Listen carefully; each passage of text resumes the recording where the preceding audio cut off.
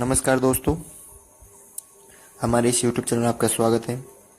आज हम जो पढ़ रहे हैं चैप्टर नंबर है 8, कक्षा 8 का भी ठोस आकारों का चित्रण। ठोस आकारों का चित्रण। तो उसके अंदर जब हम स्टार्ट कर रहे हैं तो ये पहला वीडियो उसका।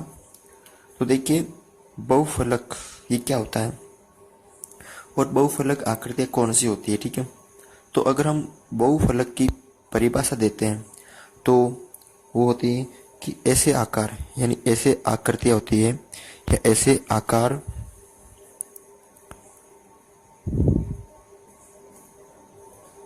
जिनके सभी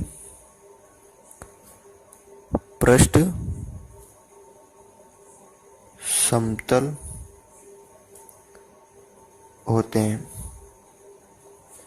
यानी ऐसे आकार जिनके सभी पृष्ठ क्या होते हैं, समतल होते हैं। और जो बहुफलक है,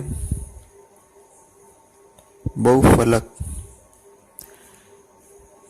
के जो सभी पृष्ठ होते हैं, जो भी आकृतियाँ बहुफलक है उनके सभी पृष्ठ क्या होते हैं, बहुभुज होते हैं।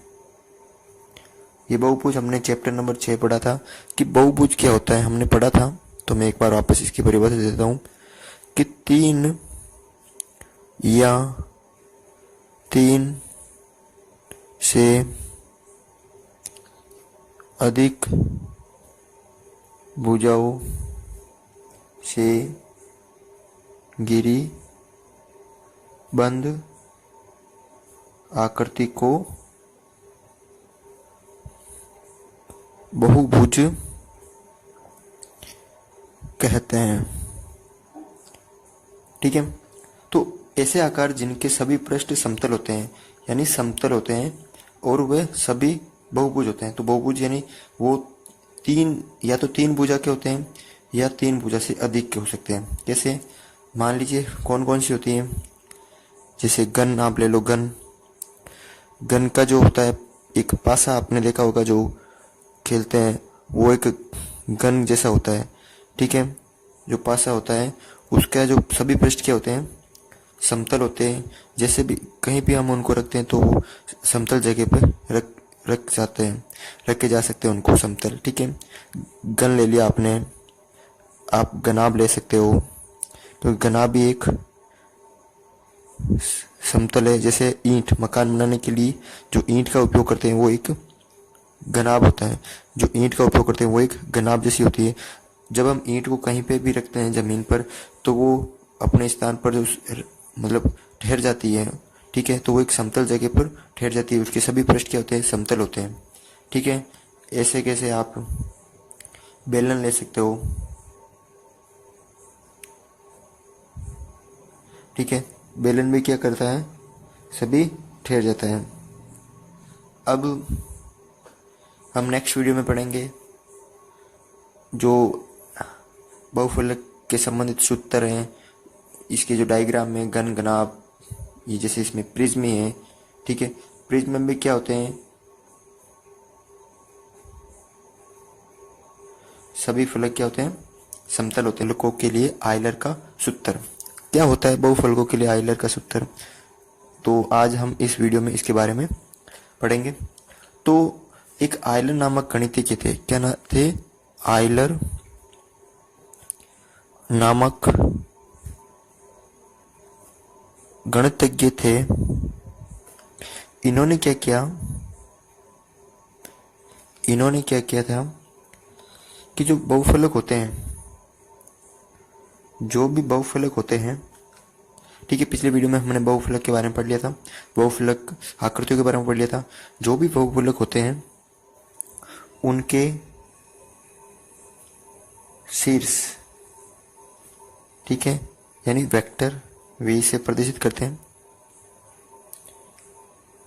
किनारों की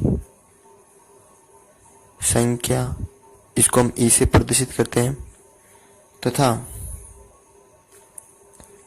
फलकों की संख्या जिसके हम वो एफ से यानी फेस के मध्य सदैव एक निश्चित संबंध बताया कि वो संबंध निश्चित होता है, वो संबंध निश्चित संबंध बताया। आयलर नामक गणितीय ने किसके मध्य, बहुफलक के शीर्ष के मध्य संख्या के जो किनारों की संख्या है और फलकों की संख्या f के मध्य एक निश्चित संबंध बताया है, जिसको हम कहते हैं, आपके सामने ऐसा बताया कि v प्लस एफ बराबर e प्लस 2, यानी पता है v का मतलब क्या होता है, शीर्ष होते हैं, f का मतलब फलक होते हैं